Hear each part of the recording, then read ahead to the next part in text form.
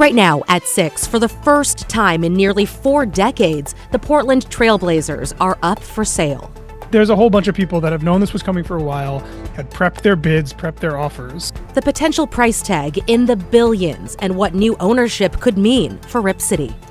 Plus, charges upgraded for a driver accused of deliberately trying to take out a motorcyclist. This was not an accident. It was an intentional and malicious act. Then, why a small-town city council member in Clackamas County is now under arrest, facing a number of felony charges.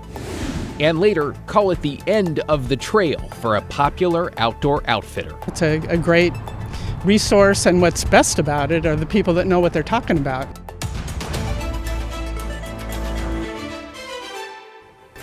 Good evening. For the first time since 1988, the Portland Trail Blazers are officially for sale.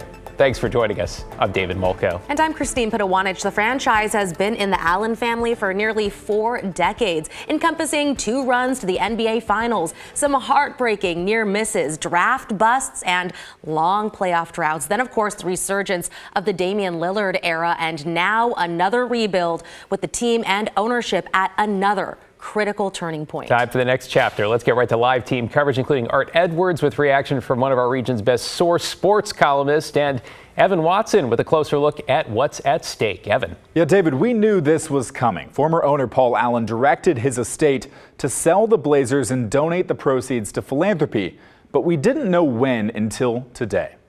The Portland Trail Blazers are officially for sale, fielding offers for new ownership. Anytime a sports team gets sold, there's buyers in the wings that our ears perk up, right? These things don't sell all that often. Former owner Paul Allen bought the team for $70 million in 1988. He died in 2018, leaving the franchise to his family's estate with a clear directive to sell the team and donate the proceeds to philanthropy. Sportico, a sports business platform, values the Blazers at $3.6 billion, and deputy editor Eben Novy-Williams says the Blazers could sell for more than $4 billion. He pointed to recent sales of other NBA teams, like the Boston Celtics, with a reported sale price of just over $6 billion this year. Almost certainly, the Portland Trail Blazers are going to draw interest from multiple parties at a price tag higher than $3.6 billion. Blazer fans might fear that new owners could decide to move the team. I think it's unlikely. And I say that because the NBA is about to begin its own expansion process. If I was a Trailblazers fan, I know it's a concern, but I wouldn't be particularly worried about this team packing up and moving. Potentially unique to this sale, Novy-Williams says that when an estate sells a pro sports franchise, that estate is often required to pick the highest bidder. If you or I was selling a team, we could choose who the buyer was, we could choose the price. There's a lot of different levers to pull in terms of freedom about selling.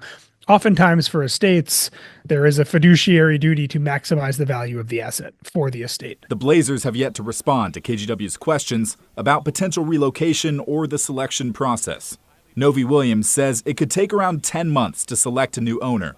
Then, Blazer fans would learn how much the new owners choose to invest in the team's roster. There's a whole bunch of people that have known this was coming for a while, had prepped their bids, prepped their offers, and now we're going to see a fairly vibrant process to see who's going to be the next owner of the team. It's unclear who will bid for the team now that it is formally up for sale. The Allen estate said it's not selling the Seattle Seahawks NFL franchise or its stake in the Seattle Sounders MLS team at this point. David? And so it begins. Thanks so much, Evan. Let's bring in Art Edwards in the newsroom now. Art, you spoke with a longtime Oregon sports columnist. Really curious about his take on all this. That's right. I talked to John Canzano a little bit earlier today, and he has really some strong thoughts and a lot of thoughts about this sale. He feels like the team has been in what he called a little rudderless sort of era in recent years. The team has struggled on the court. They are coming off the worst 4-year stretch since the team's first 4 seasons in the league.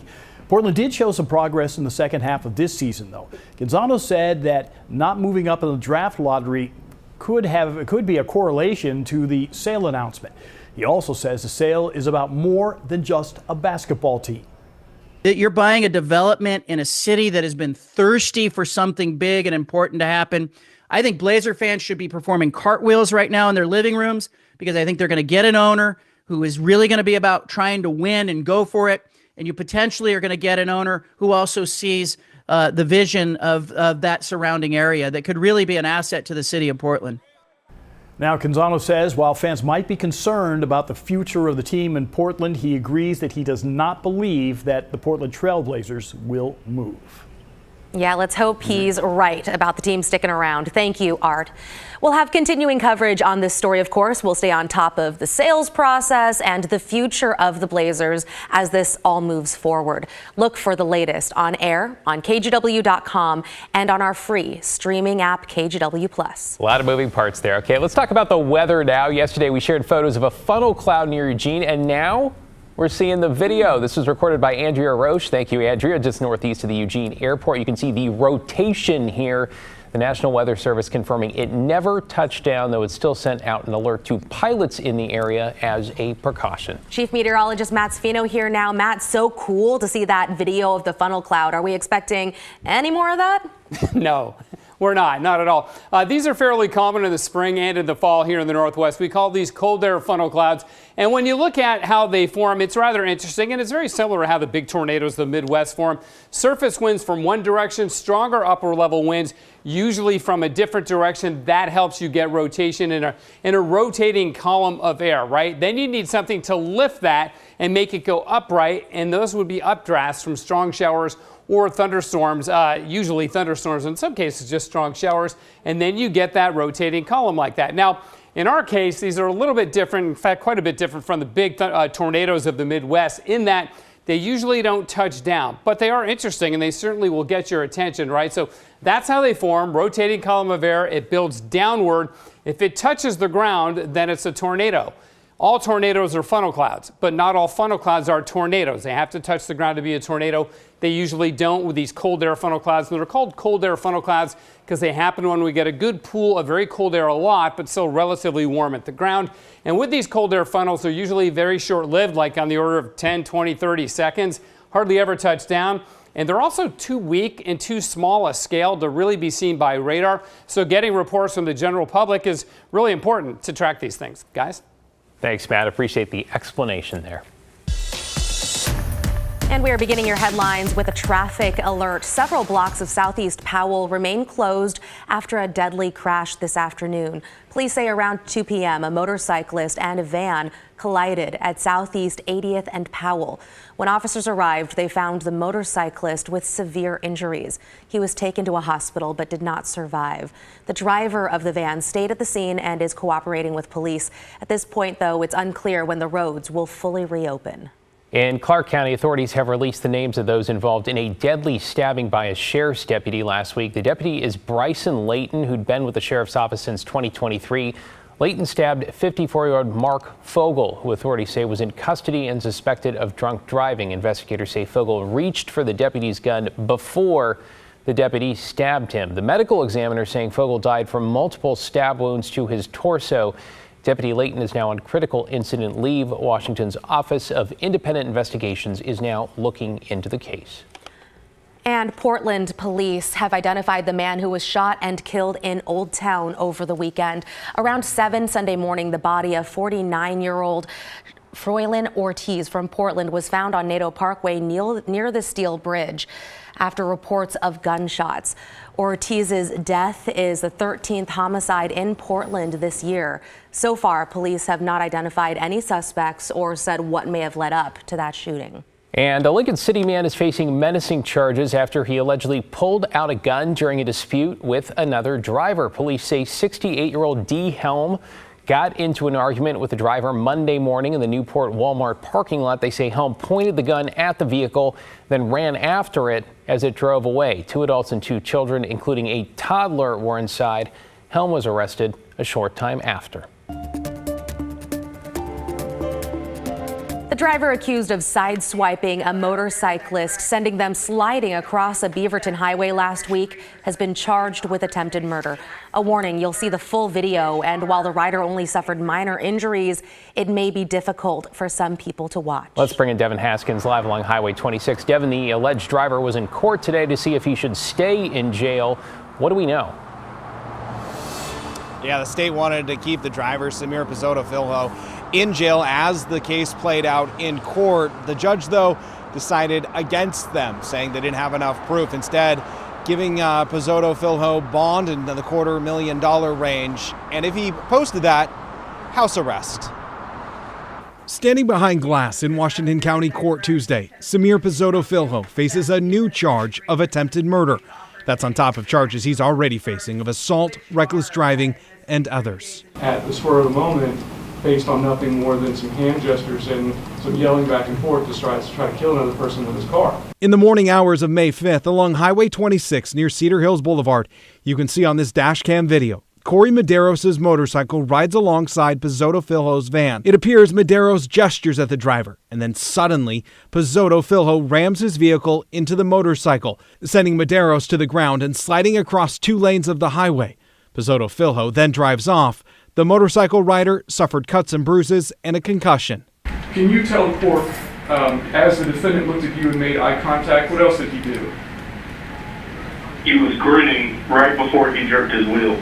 Later that night, Pizzotto Filho was arrested. Beaverton police shared these photos of the van and its damage. According to court documents, Pizzotto Filho told police that he was a victim of a hit and run the previous weekend. By all intents and purposes, these two people are strangers to each other. In court, the defense argued that there's no proof that he's a danger to the public, citing lack of criminal history and the facts of the case itself. By other witness accounts, both of them were going at high rates of speeds, and both of them were weaving in and out of traffic with the complaining witness. The judge set bail at $250,000, and if he is released, he'll be under house arrest and cannot drive anything. Beaverton police are also looking into reports that he was involved in a road rage incident the night before, as well as any of the other tips that came in as they were searching for the driver at the time. Back to you. Appreciate the follow-up. Devin Haskins reporting live from Beaverton. Thank you. Developing this evening, a Molalla city councilor is under arrest and facing criminal charges in connection with missing funds, authorities say, from a middle school fundraising group. Our Libby Dowsett has the story. The arrest happened at Raylan Botsford's home, and police say she cooperated as they took her to the Clackamas County Jail. The arrest happened at Raylan Botsford's home, and police say she cooperated as they took her to the Clackamas County Jail. Canby police tell us a grand jury indicted the Molalla councilwoman on 24 felony charges, including first-degree theft, aggravated identity theft, and falsifying business records. In the course of an investigation, we discovered that approximately $20,000 were taken, and that individual was charged with 24 counts, and 23 of those counts were felonies. Botsford was the former treasurer of the independent nonprofit group Molalla River Middle School Parent Action Committee. Police say when another treasurer took over this past July, the new treasurer realized money was missing. Police say she reported it to the principal, and the principal told the superintendent. The school district is independent from the PAC, but is lending its support to all its parent fundraising groups. We are taking a role that we can support them, so we are providing an internal controls checklist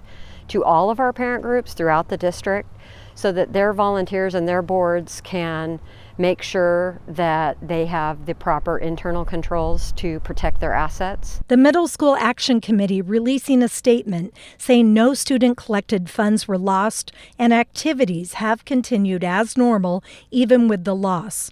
The school district spokesperson saying after all these months they weren't sure if the investigation would lead to an arrest. This is somebody who's a high-profile person in the community, and that it's unlikely that people aren't going to find out, so we did tell our employees and our parents. The PAC saying all funds received from July 2024 forward were properly banked and recorded.